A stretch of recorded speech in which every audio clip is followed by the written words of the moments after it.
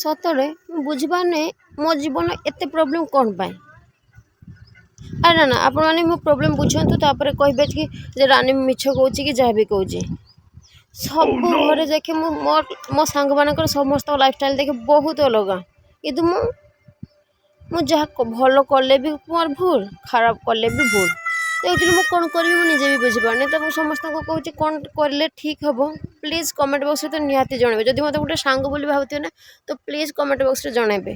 Actually ଯଦି ଘର ଯଦି ଜଲ୍ଦି ଶୋଇଯିବି ତ କହିବେ ପାଠ ନାହିଁ କିଛି ନାହିଁ, ସନ୍ଧ୍ୟା ହେଇଗଲାକୁ ଶୋଇଯାଉଛୁ, ପଢ଼ା ନାହିଁ କିଛି ନାହିଁ। ଆଉ ଯଦି ଲେଟ୍ରେ କରି ଶୋଇବି, ହଁ ସେ ମୋବାଇଲ୍ ଧରିକି ଗେଞ୍ଜୁଥା, ସବୁବେଳେ ଲେଟ୍ ରାଇଟ୍ ଶୋଇକି ଆଖି ତଳେ କଳା ପକେଇଲାନି, ଇଏ କଲାନି, ଲୋକ ଦେଖିଲେ କିଛି କହିବ, ଇଏ କରିବ। ଆଉ ଯଦି ସକାଳକୁ ଯଦି ଜଲ୍ଦି ଉଠିଯିବି, କାହିଁ କିଏ କହିଛି କି ଜଲ୍ଦି ସକାଳୁ ଉଠିବା ପାଇଁ? ପ୍ରାକ୍ଟିସ୍ କରୁଛୁ କି? ଆଉ ଯଦି ଲେଟ୍ରେ ଉଠିବି, ଲକ୍ଷ୍ମୀ ଛାଡ଼, ଘର ସବୁ ଲକ୍ଷ୍ମୀ ଛାଡ଼ିଦେଲେ ଲେଟ୍ରେ ଉଠୁଛି। ଏକ୍ଚୁଆଲି ମୁଁ ବୁଝିପାରୁନି କ'ଣ କଲେ ଠିକ୍ ହେବ ପ୍ଲିଜ୍ କମେଣ୍ଟ ବକ୍ସରେ ଜଣାନ୍ତୁ। ମୋର ଏଇ ବିଷମ ପରିସ୍ଥିତିରୁ ମୁକ୍ତି ପାଇବା ପାଇଁ ପ୍ଲିଜ୍ କମେଣ୍ଟ ବକ୍ସରେ ଜଣାନ୍ତୁ।